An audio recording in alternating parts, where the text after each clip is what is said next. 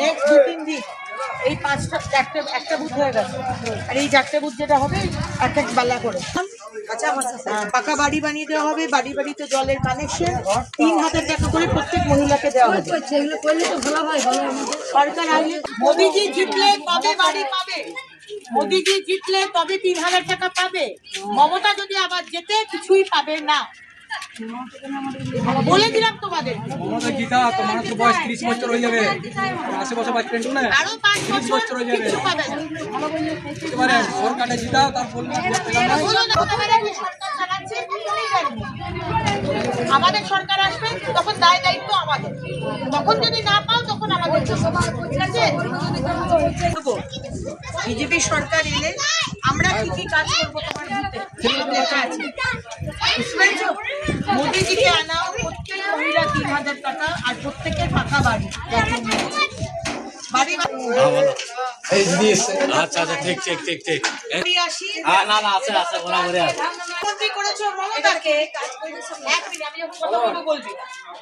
এতদিন মুখ্যমন্ত্রী করেছো মমতাকে, আগামী দিন ভোট এপ্রিল মাসে মোদিজির সরকার, বিজেপি সরকার আনা, তবে তোমাদের পাকা বাড়ি হবে, বাড়ি বাড়িতে জলের কানেকশন, বাড়ির সাথে বাথরুম, এবং 3000 টাকা করে প্রত্যেক মহিলা। আজকে সরকার জিতবে, পরের মাসে 1 তারিখে তোমার ব্যাংক অ্যাকাউন্টে টাকা দিবে।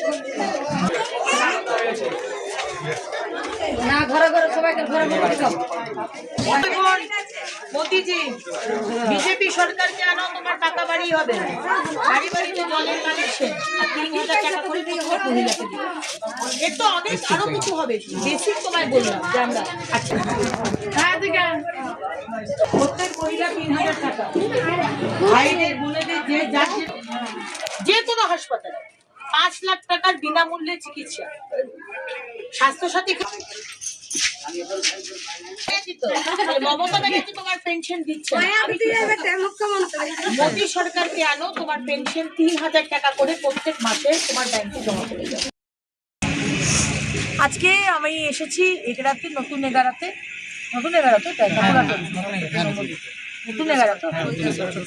আজকে আমি এসেছি আমার আসানসোল দক্ষিণ বিধানসভায় নতুন এগারাতে। রুইদাস পাড়ায় আজকে পাড়ায় পাড়ায় দিদিভাই হলো।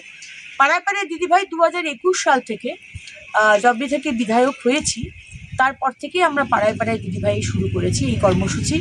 এবং তখন আমরা কি করতাম, আমরা এক একটা বুথে যেতাম, এক একটা বুথে হয়তো 3টে পাড়া 4টে পাড়া, সেই পাড়াতে গিয়ে কোনো একটা সেন্ট্রাল জায়গাতে আমরা বসতাম টেবিল চেয়ার নিয়ে, এবং মানুষের যে অসুবিধে, মানুষের যে সমস্যা, সেগুলোর আমরা সমাধান করার চেষ্টা করতাম বিরোধী হয়ে।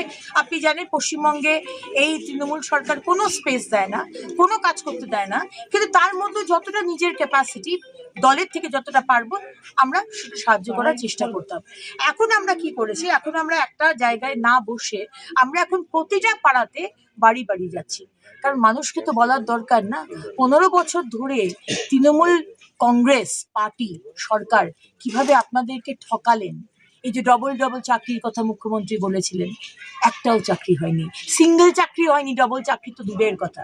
বাড়ির ছেলেমেয়েরা তারা আমাদের ছেড়ে দিয়ে অন্য রাজ্যে চলে গেছে, গুজরাট, মহারাষ্ট্র, রাজস্থান, উত্তরপ্রদেশ, তারা গিয়ে ওখানে চাকরি করছে। মমতা ব্যানার্জি আপনি মহিলাদের 1200 টাকা 1500 টাকা দিয়ে দেবেন, লক্ষ্মীর ভান্ডার, আর বাড়ির ছেলেরা চলে যাবে অন্য রাজ্যে কাজ করতে পরিযায়ী শ্রমিক হয়ে, আর আমাদের ভিটে মাটি জবরদখল করে নেবে আপনার জিহাদিরা। এটা তো চলতে পারে না।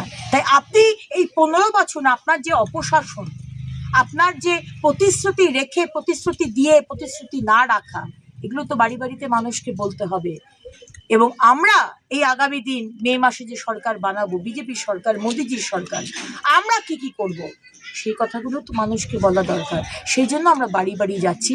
আর এতেই বিরাট সমস্যা দাঁড়িয়েছে তৃণমূলের, কারণ তাদের যে ঠকানো, লোক ঠকানো এই 15 বছর, তাদের যে অপশাসন, এটা বাড়ি বাড়ি গিয়ে যখন মানুষকে বলছি, এটা তারা নিতে পারছে না। এবং জায়গায় জায়গায় তারা আমার বিরোধিতা করা, আমাকে আটকানো, গো ব্যাক, তাতে কিছু যায় আসবে না। দেশটা আপনার যতটা, দেশটা আমার ততটা, রাজ্যটা আপনার যতটা, রাজ্যটা আমার ততটা, আসানসোল দক্ষিণ আপনার যতটা, আসানসোল দক্ষিণ আমারও ততটা। বাংলার মানুষ ভারতীয় জনতা পার্টির পাশে আছে। 2 মাস আর আপনার আয়ু, তৃণমূল সরকার আপনাদের আয়ু মোদী সরকার আসছে, উন্নয়নের সরকার আসছে, ডবল ইঞ্জিনের সরকার কিভাবে কাজ করে, কিভাবে মানুষের উন্নয়ন করতে হয়, মে মাস থেকে বাংলার মানুষ দেখতে পাবে।